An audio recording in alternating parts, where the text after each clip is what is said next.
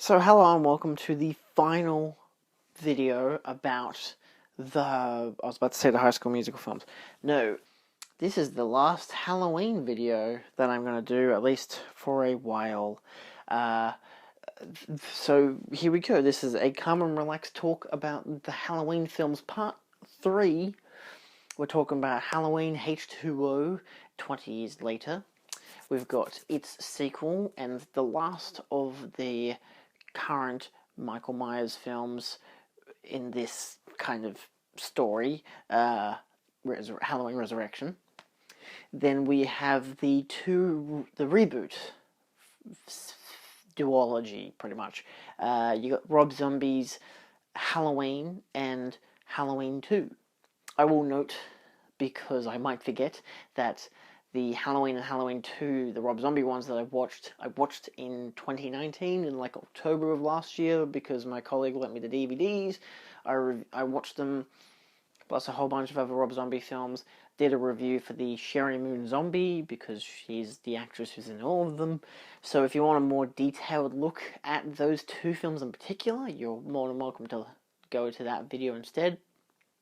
I'm going to pretty much detail as much as I think that is relevant to talk about. It's more or less going to be some plot stuff, and mostly just the criticisms, my thoughts about the two films and stuff like that.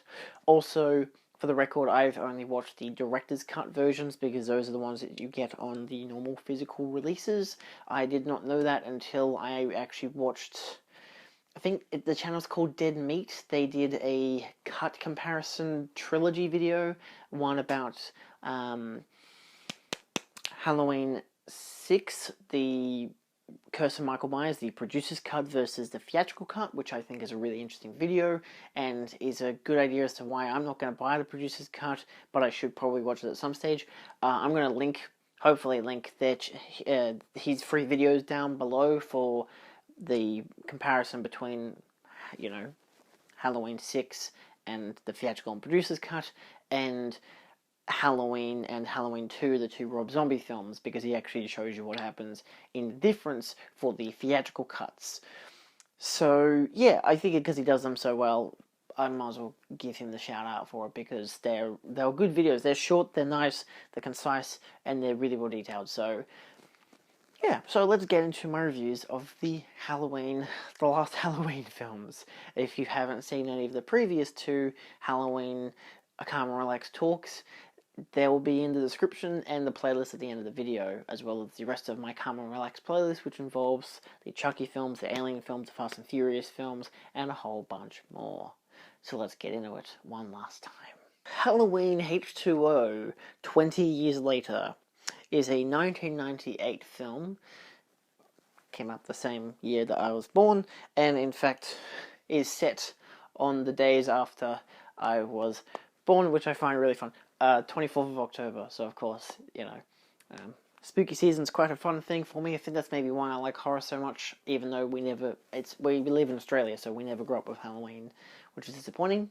I mean, my first Halloween was in, like, year 12 of high school, and my second Halloween was my 21st birthday, so it kind of goes to show that Halloween isn't very big in Australia. It's getting there, but it's very, very slow. So this film was directed by Steve Miner. Notably, he directed Friday the 13th Part 2 and 3, so he introduced Jason.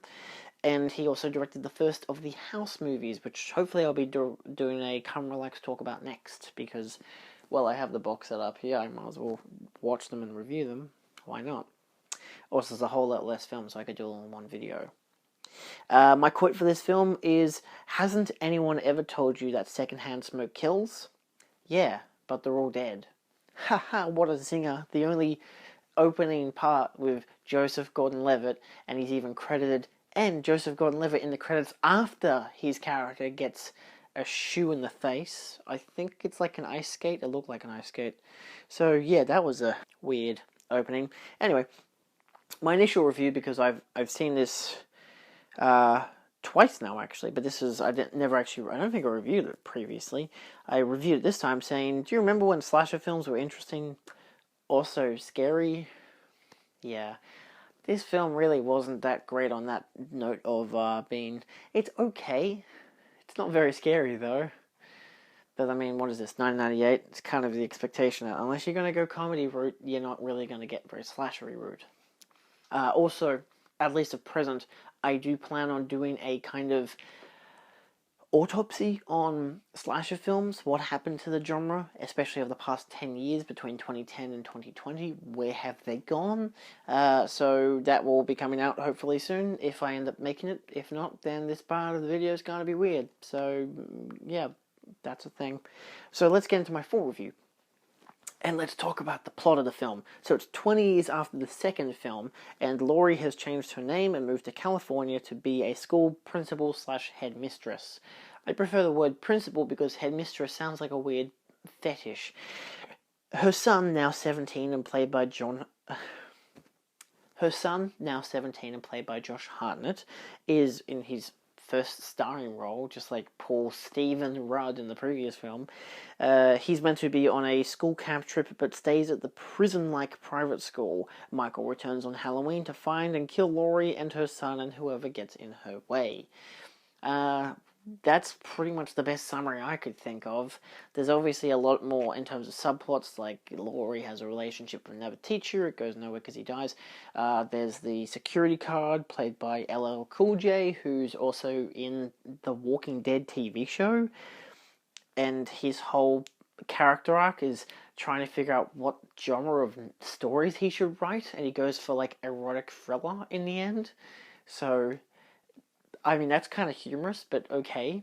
And Josh Hartnett kind of doesn't have much of an arc, except for he argues with his mum that he should be able to go out and do whatever because he's 17, and even though his dad abandoned them, and she still has problems with the fact that she thinks that her brother is going to come back to life and kill them, even though it's been 20 years since he burnt to a crisp. You know, his arc is to not do much, just kind of make out with his girlfriend, run away from a serial killer, and that's about it. Cool. So let's talk about Laurie. She's back, and she's pretty much kind of what you'd expect. Like, either she's going to be a nervous wreck around Halloween and overly protective about her son, and of course, I blame his bad haircut in the movie on the fact that she probably is the one who cuts his hair. Or she's, overprotective and ready to kick ass. However, that doesn't happen until the 40 years later version. So this version is, she's a teacher who's slightly paranoid about Halloween and Michael Myers and overprotective about her son. And that's about it. That's her character. Michael, on the other hand, suffers a bit more of a fate. A worse off fate. He's got a bit of a cheap looking, costume, and, his lumbering persona just kind of walking around doodling. You're like, dun, dun, dun, dun, dun. It doesn't really do him justice. Like, I don't know how the hell Nick Castle did it in 1978, and I don't know if he was in the sequel, but definitely again in 2018, but he just has a presence about him, and that's what you need for Michael Myers. Michael Myers needs a presence that this film just does not offer. And I don't know how that is. Like, how can you screw that up so much that you can't even have your shape be a shape? It just looks like a dude in a mask walking around. Maybe I'm just too used to the character, but, like, because it's played by a different actor, I think that actually has a lot more to do with it than you'd expect. Like, oh, it's simple, just get a big, tall, bulky dude to be in a janitor's, like a mechanic suit and a mask. Who cares what he does, as long as he can pick people up and, look kind of scary. And it's like, but that's what you're saying. You want him to look scary, but he doesn't look scary. And that's because you don't realize that you need an actual actor who can just be in this presence just through physical nature of existence, outside of, oh, he's tall, cool, he's scary now. Anyway, that being said, I do like how he is portrayed in the Rob Zombie remake, which we will, of course, touch on. Not particularly the sequel, but at the same time, I like him in the remake. But yes, in this one, he slashes and dashes, but doesn't bring any fright. So, yeah. There's even a part in particular where I think they could have done it differently, where Laurie's son and Michelle Williams' characters have run to her house, to Laurie's house, and Michelle Williams' character drops the keys to get into the door, but she's still able to close like this gate barrier section, probably because of how overprotective Laurie is. and Michael goes over to it and he can't open the door, so he sticks his arm in to start slashing at them while they're banging at the door for hopefully Laurie to be there to save them, whatever. And he starts slashing, and then he realizes this is a key, so he goes to pick them up, and then he opens the thing up, and Laurie gets them inside and closes the door, and then they're looking through the window at each other and whatever, and she goes to get her gun, and then he vanishes. That's the whole scene. But what I feel like would have been a cooler thing, because obviously they really want to have that face-off with Laurie and whatever, and I do like that. It's a nice shot with the whole, porthole look and whatever, but I really feel like what they should have done was Michael just stand there at the gate, fully aware that he has the keys on his side, and he has, only this gate in the way. And that, in theory, I feel like what they could have done to make his presence scarier would have been that, they're screaming, they're like, oh my god, he's right here, even though he's not doing anything. Maybe Michelle Williams is just looking at him, or maybe she's the one banging at the door because, you want the hysterical woman, you don't want the hysterical boy because sexism still exists. And so then you have the guy just staring at him, being like, how just it's so weird that he's just looking at me and he's not even trying anything. And then, Laurie comes to the door, she sees what's happening, she opens it, she gets them in, like, the kid's still there staring, but she drags him inside. She closes the door and she looks through the porthole, and Michael just grabs it, realizes it's her. He grabs onto the bars, rips it off, throws it away, walks up to the window, and then they're having a face off. She then looks over, grabs her gun out, and he's gone. Now that would have been a more compelling scene. So let's talk about the horror.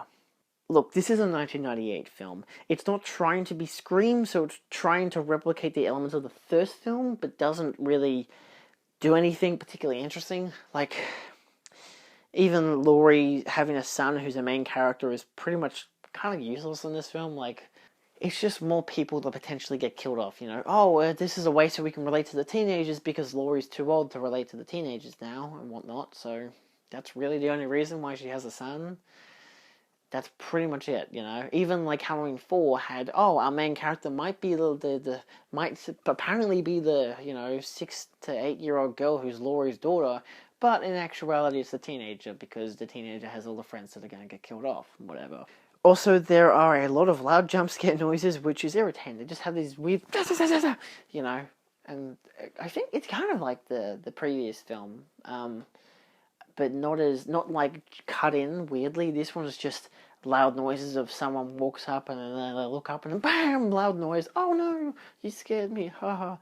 Even if the first loud noise is scary, the rest just becomes pathetic. Because that's what some of these films do, where they'll have one big loud jump scare to begin the film with, oh look, it's the big jump scare and whatever. And you're like, oh god, that really got me. But then by the time the second one comes around, you're like, oh, they're going to keep doing this. And just for no reason. There's a part where Jamie Lee Curtis's mother just scares her for no reason. It's like, oh, well, it's Halloween. Everyone deserves one good scare. And it's like, oh, I get it, because the slasher killer is going to come by later and start killing everyone. That's going to be the real horror of the situation. Hardy, ha, ha, ha. And it's like, I don't know if I think I do. Okay, I do talk about that. So obviously Janet Leigh is the actress who is Jamie Lee Curtis's mother and was in Psycho, one of the first ever slasher films. I think her existence on set did so. So I noted that also Janet Leigh scares Jamie Lee Curtis. My elaboration is I think her existence on set did that, but they utilized a loud noise as well, so that's kind of debatable. Bad joke on my part, let's just move on. It's fun on first watch to see the mother-daughter combo on screen, but it's actually much more interesting in The Fog, especially because Janet Leigh's character is useless in H20. She's just another teacher. Oh, look, it's Janet Leigh. I don't know if that was a big thing that they were doing. Maybe, I don't know, maybe Janet Leigh was like, hey, I'm getting old. Let me star in another film with my daughter. It's a slasher film. It's the one that 20 years beforehand made her a star. Let's do that. That'll be fun. And I think that's really all there is to it. It's just kind of for fun because they were in The Fog, and The Fog was actually a really pretty decent film, and they actually have two good characters, and they do actually meet up in the film, and it's more fun in that film. So yeah. Additional note: The film uses a literary parallel in the form of Frankenstein, whilst ending on the notion of fate. This is something that the first film tackles as well, because of course they're in class when all this stuff is happening. So of course this is both a throwback to the first film, of course, because the first time they talk about fate is actually because it's when they're in class and Jamie Lee Curtis is the student and they talk about fate and whatever and all this kind of la-di-da-di-da. And then they repeat it again in the 2018 version as well in this version, all in a classroom, because it's all about fate. They're all trying to have that trope, that thingy, that thematic stuff. But yeah, this makes the end of the film and Laurie's 20-year arc very interesting as she decides to face off against Michael, much like Loomis did at the end of the previous film. The theatrical version, of course, not the producer's cut. And just like that one, our main character, aka Laurie's son, and his girlfriend, drive away to safety and all that stuff. So we're getting a lot of parallels between the theatrical cut ending of, the Halloween 6 and with this film. Laurie kills Michael at the end. She stabs him, then they walk away. She's not convinced that he's dead, so when he's in the coroner's van, she grabs a gun, tells them to lock it up, and she drives the fuck out of there. And she sees Michael wake up and get out of the bag, and so she crashes the van. She gets out. He's, on a log with the truck, with the van at his back, so he can't move. She gets, what the hell does she get a shovel? Or, no, she has an axe. She has a fire axe. And she lobs his head off. The whole wrap-up of the whole fate thing. You're fated to do this thing maybe over and over and over again, maybe not, however it be. So, yeah. I don't really know what the point of the Frankenstein thing is. Like, I think it's just this whole thing of facing the monster that you kind of created or whatever it be. So after everyone you've lost, now you've got to face off against the monster. And that just kind of foreshadows the ending of the film. She loses everyone except for her son. So she has to go face off against, to make sure this never happens again. Let's face off against Michael. Overall, in the canon, this isn't a bad reboot, but also nicely ends the story. If you didn't like how Halloween 2 ended, of course. So, if you didn't like how Halloween 2 ended, then you get a third film that can end the franchise for you, because it retcons out 4, 5, and 6, and of course 3 is in its own kind of bubble. So, yeah. Or if you didn't like any of the sequels, and you only like the original, then of course you got the 2018 sequel. So there you go for that as well. I didn't much care for this film whilst watching it, and this is the second time I've watched it in almost a year. Was it an interesting direction to leave Haddonfield? Yeah, I think so. It's like one of the first films to really do that. But it didn't make much of a difference in terms of every other allocation. Oh, we're not in Haddonfield, but we're now locked up in this school. So now everyone who's there, whilst all the other students go, are potentially able to get killed. Like, it's just ripping off Friday the 13th by this stage, Instead of it being a summer camp, it's a high school. That's pretty much it. Also, again, in this film, Michael doesn't do the breathing. I like when he does the breathing. I think it works. It's one of there's two key things about his character. I don't give a fuck how he kills people. Outside of the one time where he tried to run people over, which was a dumb idea, I don't mind how he kills people. He can snap their neck, he can choke hold them, he can stab them, he can do whatever he wants. But there's two iconic things about him, outside of putting the mask on properly, is the breathing, because it makes his presence more scary, and just how he walks and how he stands still, and just his whole physical attributes, like I mentioned earlier. So I gave this film 2.5 stars out of 5. I think it's fine, but it's just nothing great. And again, this is the second time I've watched it. Even the first time I watched it, I was expecting something pretty good, and I didn't get much at all. So, yeah, disappointing. But let's jump to this side of the screen. Whoa, look at that. We're jumping to the different side of the screen. Let's talk about Halloween Resurrection from 2002. So, of course, there's probably this argument of like, oh, because this is the third film that Miramax did, and that I'm pretty sure the Weinsteins had to move. I think they had to do it with all of them Weinsteins because they were in control of Miramax. Anyway, that's its own thing.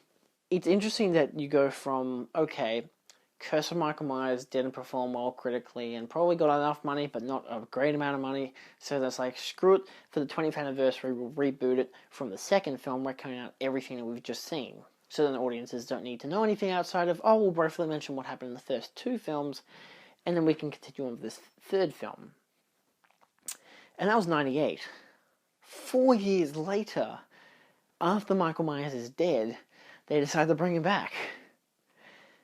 Only to then kill him off again. But not even kill him off again. We'll get to the ending as it is. Or only to come back again 5 years later with another reboot. Halloween Resurrection is directed by Rick Rosenthal, who directed Halloween 2. My quotes, you hit me like I murdered your fucking mother or something.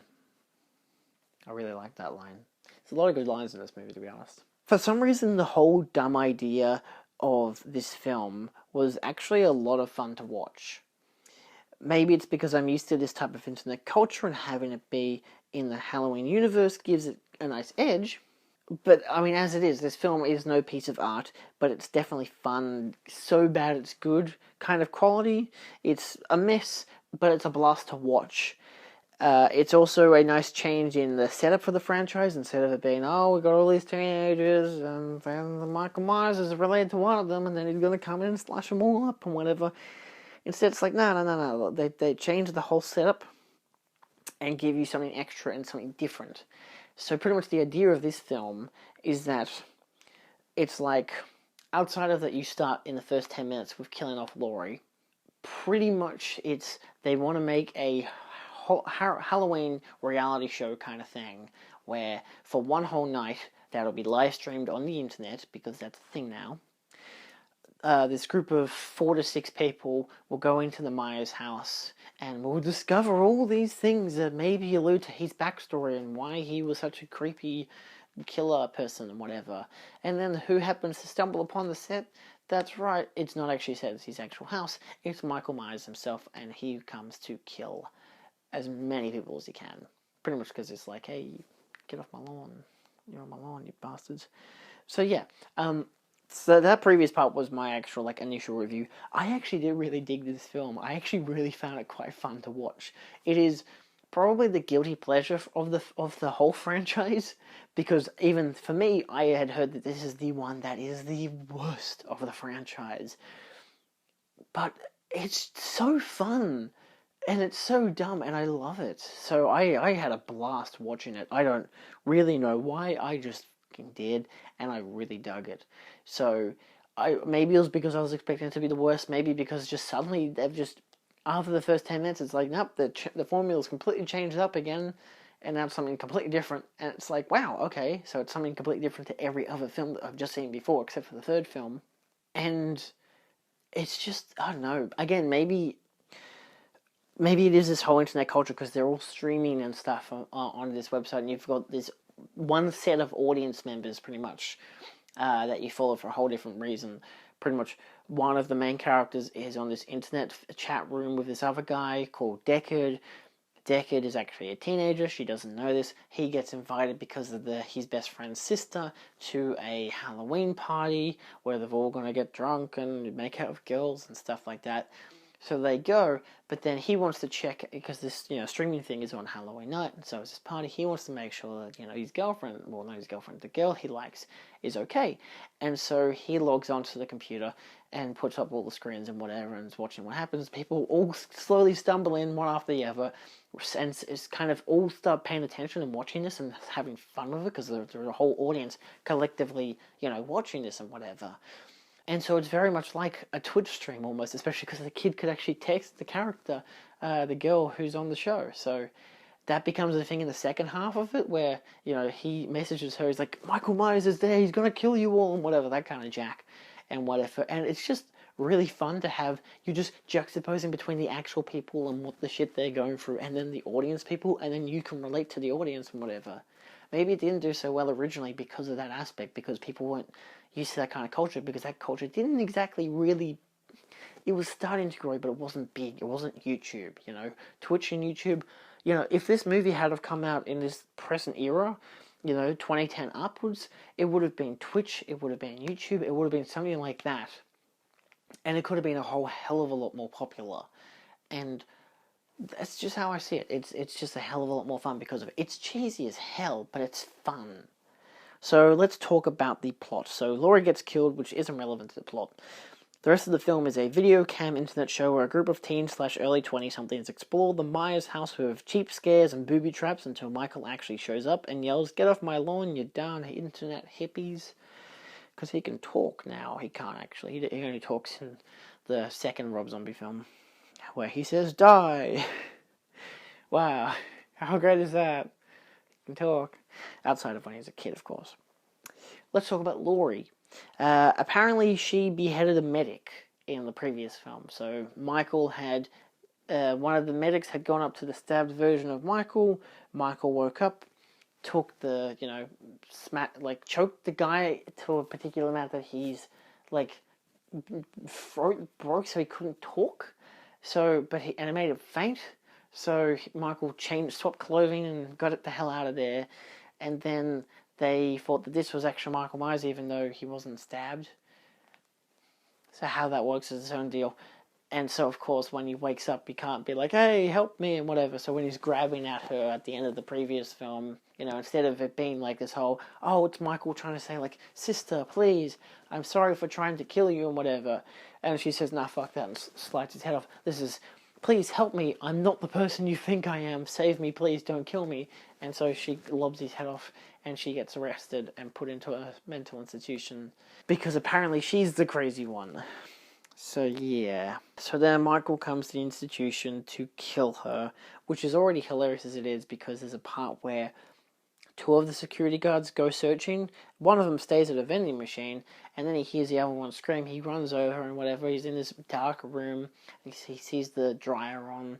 He goes over to the dryer and he opens it up, and he goes through the blankets and he sees a head and he screams. He's like, "Oh my god!" And then he looks to the floor, and there's the whole body is right there with the head lopped off and blood everywhere. And it's like, how did you not see that? So yes, outside of that dumb thing, which I still find is quite funny as it is. So after they die, Michael comes after her in a weird edit. Not to talk about the edit. Goes to break through the door, which obviously the way they shot it was that he goes straight to the door and he goes right through it, but then they edited like he went bang, bang, bang, and then broke through it. But obviously he did not. He came with it right through it, and boom, he's through the door. So, yeah, silly, stupid thing. Maybe they want to make it seem more aggressive or something, but isn't it aggressive enough that the dude can just walk through the fucking door and just with no problem whatsoever? So Laurie lures him to the rooftop and traps him in a noose around his leg. But she wants to make sure it's him because she's scared she might have accidentally might kill the wrong person again. So she goes to grab the mask, and he grabs her. He yanks her off the roof. The rope snaps a little, so they go down. He grabs the knife and stabs her in the back. And she's like, "I'll see you in hell," and she falls to her death. And then, because he still has the knife, because he's just stabbed her and taken out, he cuts the rope and gets the fuck out of there. And that's how they start the film. Probably because they were like, "Hey, Jamie Lee Curtis, do you want to come back for another installment for the first 10 minutes, and then we'll kill you off, and then we'll do our own thing?" And she's like, "Yeah, sure, who cares? I get a paycheck out of it." Let's talk about Michael. So this dude is angry that internet people are in his house, and that's really all there is to him. I do love when he stalks Busta Rhymes, who is also dressed up as Michael Myers. So, Busta Rhymes comes into the house from the back door, dressed up as Michael Myers, and suddenly, you've seen for all these security cameras and shit, and suddenly Michael Myers is now following him. So Busta Rhymes is walking, and he turns around, and Michael Myers is there, and he's like, "Dude, what the hell are you doing?" Because he thinks it's his colleague who went missing, and he's like, "What the hell are you doing? I'm meant to be Michael Myers. Get back outside, go back to the thing." And he's just like saying it as if he's telling Michael Myers to go to his room, like, "Get the fuck out of here," and whatever. And so Michael Myers just stops, and he turns around and he walks away, as if, again, like he's a child who's just been told to go to their room. So, yeah, that's like the only notable scene to really talk about. Michael just kills people, and it's fun. There's a part where a guy's looking through a mirror, and Michael just jumps through the mirror and kills him, and it's like, what the fuck? It's hilarious, and it's so fun to watch. I gotta talk about Busta Rhymes. He plays a character called Freddy, which may have been a nod to the Freddy Krueger, but I really doubt it. He's the guy who puts the whole internet show together. He's very fun and gets into a Bruce Lee style karate fight with Michael Myers. To the whole point, he's like, whoa, and then kicks Michael and whatever. It's great. Also, he has the best lines, hence the quote above, and the, trick or treat, motherfucker. Oh my god, it's so dumb, and I love it. Then you got Sarah Moyer, who is played by, that's the character, who's played by Bianca Kajlik. She's our final girl, and that's, pretty obvious from the get-go. She's the only girl there who doesn't want to be a part of this whole internet thing and whatever. She's not there to make herself famous like every other character is. Every other character is also really horny and really perverted. So, I guess that's 20-year-olds in 2002 for you, kiddos. So, Sarah Moyer is an enjoyable character to watch, and I do prefer her as the lead of the group, She's the only character, I guess, that is actually... they're all interesting to some degree, but they're all kind of caricatures at the same time, whereas she has depth enough to her, which is nice. I do also like that she has the, online chat with the high schooler, who she thinks is older, decade and whatnot. And the way that they integrate those two things, those two storylines, I think is really fun. The whole internet horror show and the audience presence. And it, again, like I said before, it's much more relatable to me and I much more enjoyed it for that reason. The other characters in this case in the house, are predictable in their traits, but they're still fun to have around and have some pretty fun deaths. In particular, Katie Sackhoff's character. She's from Battlestar Galactica, and when I saw her name on the credits, I'm thinking, oh my god, she's in this? This is going to be great. And, her character is just there to get famous, and she has a mild striptease, but again, just shows a bra, and she gets beheaded with one slice of a knife from Michael. She thinks it's... actually, she starts screaming because everyone else thinks it's Busta Rhymes because, Busta Rhymes comes in, and he's like, oh, I'm going to kill you, or whatever, but he doesn't obviously say that, he just acts that way. And they get a chair and break it over his head, and he says, shit, turn off the cameras, so they turn off their cameras. He reveals, hey, it's just me, I'm just, fucking with you guys, just for the views and whatever, for the scares. But she's up, Katie Sackhoff's character's upstairs, so when she comes downstairs after seeing a body, she runs into Michael, and all the guys are downstairs except for Busta Rhymes, who's run off now, still dressed as Michael Myers, and they're like, oh, come on, we know it's you, Freddy. And then Michael looks at them, and he looks at her, he grabs at his knife and slices her head off, and her head rolls down the stairs. It's very fun. So yes, in terms of over-the-top kill count, it is over-the-top, and I love it. Ending. I personally feel the film should have ended when Freddy, aka Busta Rhymes, puts his camera on the lens. There's a whole thing where they've escaped, and the news press are there, and they're like, oh, well, how do you feel about this? And he's like, I'll show you how I feel. And he goes up, and he grabs the camera, and then, obviously to push it away. And I feel like that's how they should have ended it, where he puts his hand on the camera, and that should have just been it. So... I feel like it would have worked much more, works more with the message of how, oh, let's watch everything happen on the internet and whatever, and this time he's like, you know what, we don't need to see the rest of this, I don't want you to see the rest of my life and whatever. So, I feel like it would have made for a good ending to the message, but instead it's like, oh, let's see if Michael survived. Oh no, he did, because they, look, it's him, then they unzip the bag and they look at him and they actually shot multiple endings to this, one where they look at him after they've unzipped the bag, and then he comes back to life, and then he's choking Busta Rhymes, and then our main character gets in that fire axe and stabs into his face and kills him. And it's like, wow, we did it. The ending that they actually went for was they look at his body and just to make sure he's dead. Then they wheel him away, and then he gets to the coroner's office, and then the coroner opens up the bag, and then he wakes up, and there's a big scream and a jump scare because you want to end this film scary and that he's still alive so they can make sequels. Very cheap, very lazy, I don't care for it. The other alternate, because that was the actual ending, the other alternate ending, there were two other alternate endings of the three. One where she stabs him in the head. One where they don't actually find the body, and one of the cops, I think it is, goes and looks into the drain, and then a hand comes and grabs her and she screams, and that's the end of that. And the other ending was Deckard comes and saves Sarah from the burning down house. Overall, this film is a unique addition to the franchise. It takes a modern trajectory, and I actually really liked it, even, you know, with the knowledge that this is the poorest received film in the franchise. Killing Off Laurie wasn't particularly interesting, however, the rest of the film was quite fun. Traditionally, we didn't get much depth into the characters, or this or that, but there's fun kills, there's some fun horror-ish stuff. It's not so great on this horror. Maybe it's just because I still don't care much for slasher films. I don't get scared by slasher films, so, you know, it's like a key thing here. But at the same time, this film kind of has an almost self-parody kind of look at itself and at the whole franchise, so there's that kind of, you know, tongue-in-cheek nature to itself. It's definitely worth checking out with an open mind, but I can understand if you dislike it. If you dislike the film, I get it, you know. Realistically, I can understand if you dislike any of these films. For me, I definitely say it's a guilty pleasure. It's a so bad it's good film. Yes, and of course, Trick or Treat, motherfucker. My rating is 3 stars. So right now, I'm going to jump into my list of my ranking of the whole entire franchise. Then I'm going to add in the Rob Zombie ones. So let's make this quick, and then I'll do my Rob Zombie reviews, and then we'll jump into my whole entire ranking and whatever.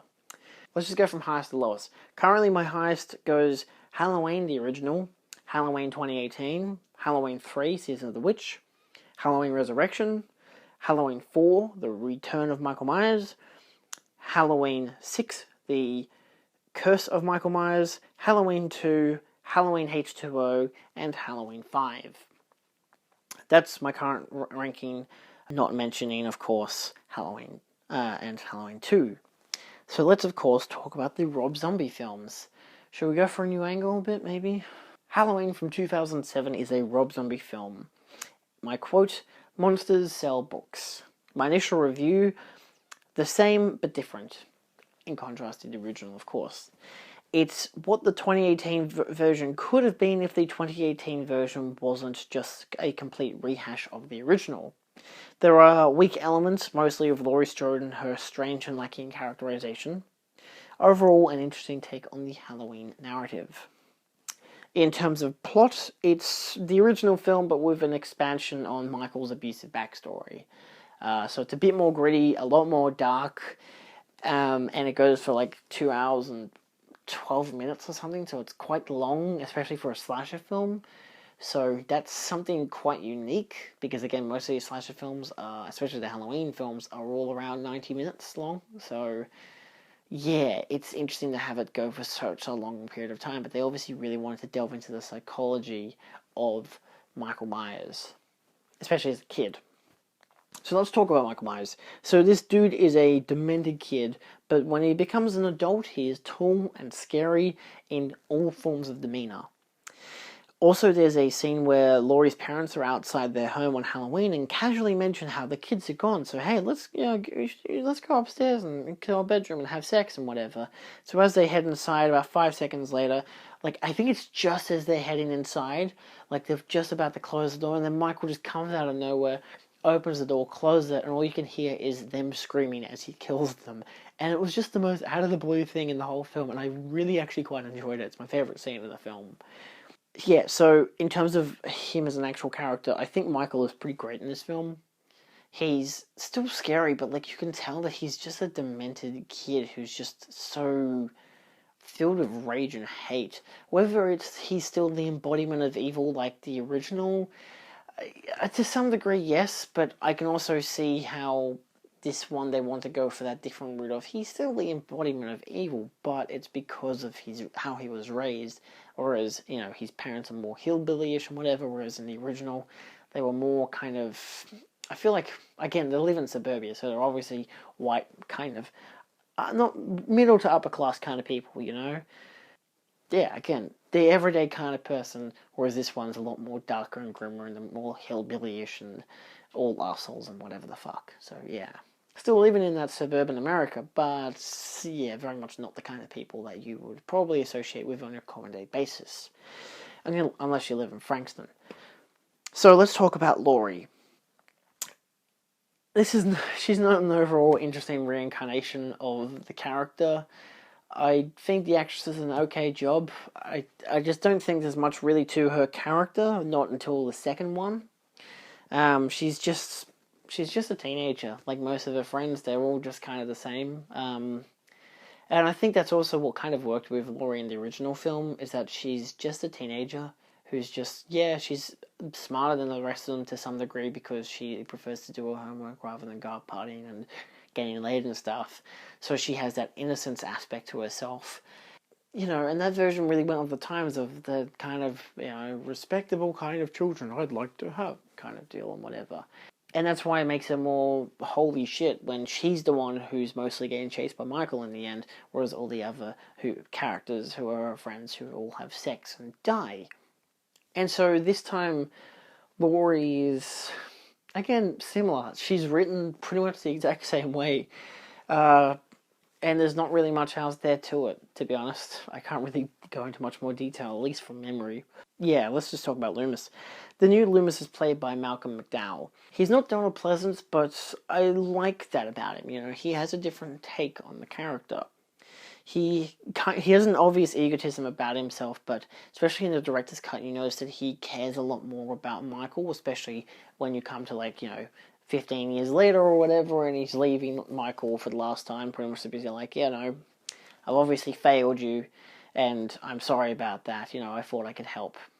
Without taking too much of it as a big career gain, professional gain, and all that jazz. I feel like I should note that it's interesting how in, again, Dead Meat's video, how he compared the two films, the comparison of the director's cut and the theatrical cut, how the director's cut, Michael Myers breaks out because one of the new guards with his friend collects one of the new inmates who's a female, and they decide to rape her in his bed in his room, and he doesn't give a shit until they start messing with his masks, and then he butchers them, and I think the woman too, I can't really remember. And then he breaks out and kills other guards and whatever, whereas in the theatrical cut, they're actually transporting him, much like in pretty much every other version of the films. And he decides to, against these other four cops, break out and kill them all.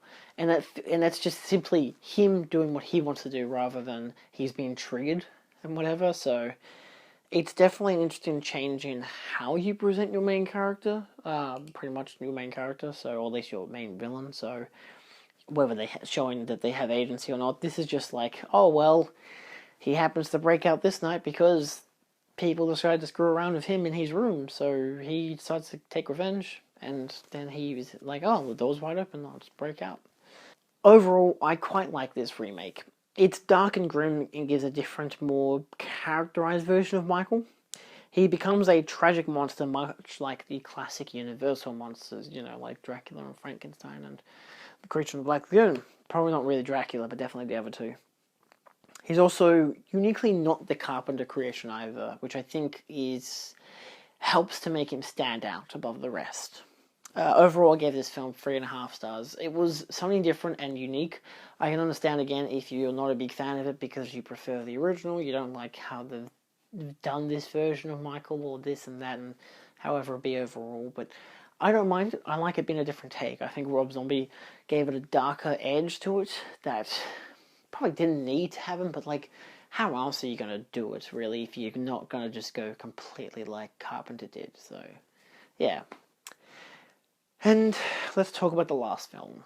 The worst, in my opinion, of all of these fucking films.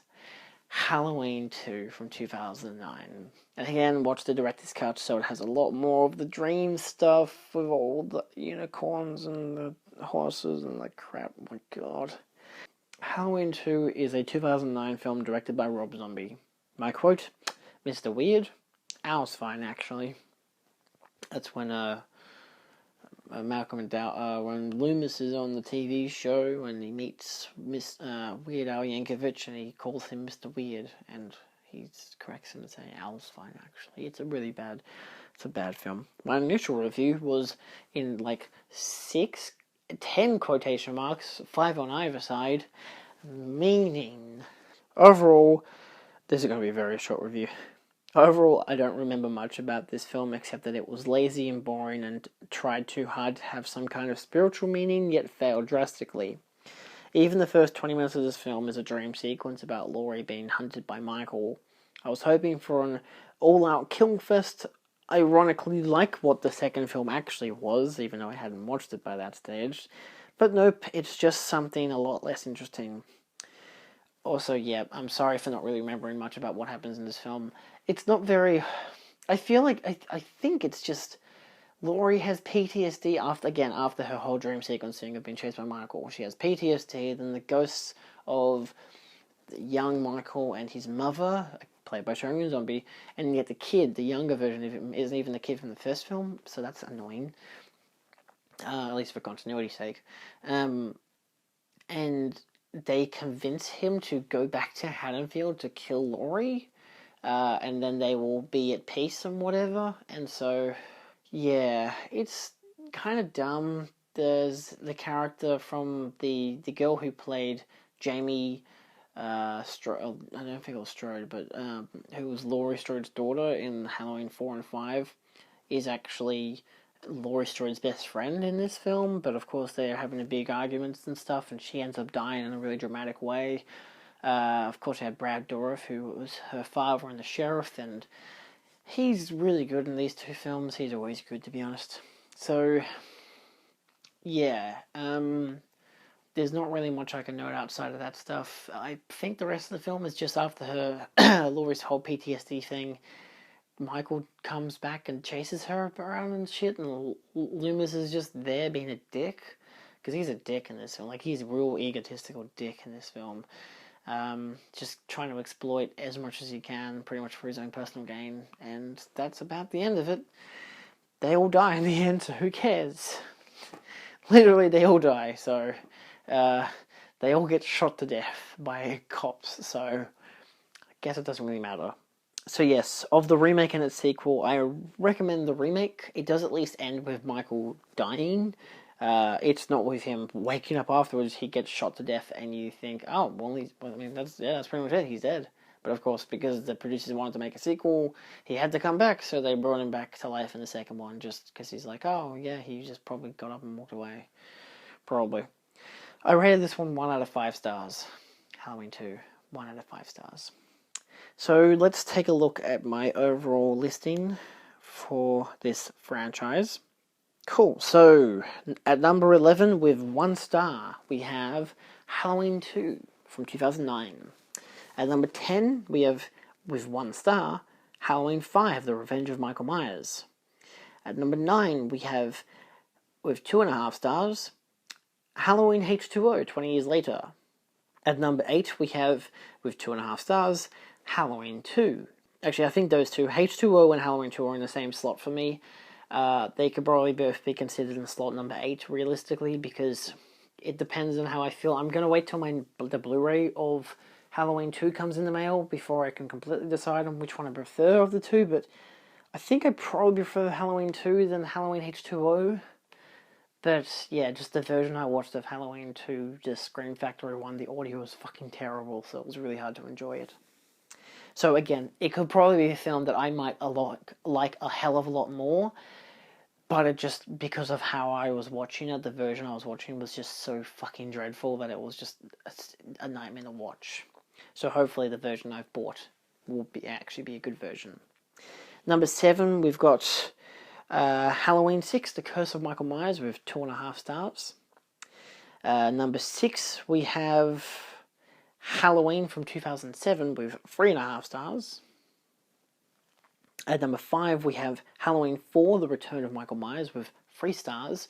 This is the only discontinuity fact that I've gone with Halloween 4 over Halloween 2007, just because Halloween 4 is, I think, still quite fun and enjoyable and short, whereas Halloween from 2007 is very long, and it's pretty much the same as the first one, you know, so yeah. Number 4, we have Halloween Resurrection, just because it's a pure guilty pleasure. This is a 3-star film in my mind, just again, because it's so bad it's good. Again, it's probably the worst of the franchise, but for me, it just isn't. Number 3, we have Halloween 3, Season of the Witch, which I gave 4 stars. I've said everything I need to say in the first video on that one. I still really think I really like it. I've seen it 2-3 times now. I still really enjoy it. At number 2, we have Halloween from 2018 with 4 stars, and with number 1 is of course the original and the best with 5 stars, Halloween from 1978. And that's my calm and relaxed talk about the Halloween franchise. Thank you so much for watching this trilogy of videos. Hopefully someone has watched it.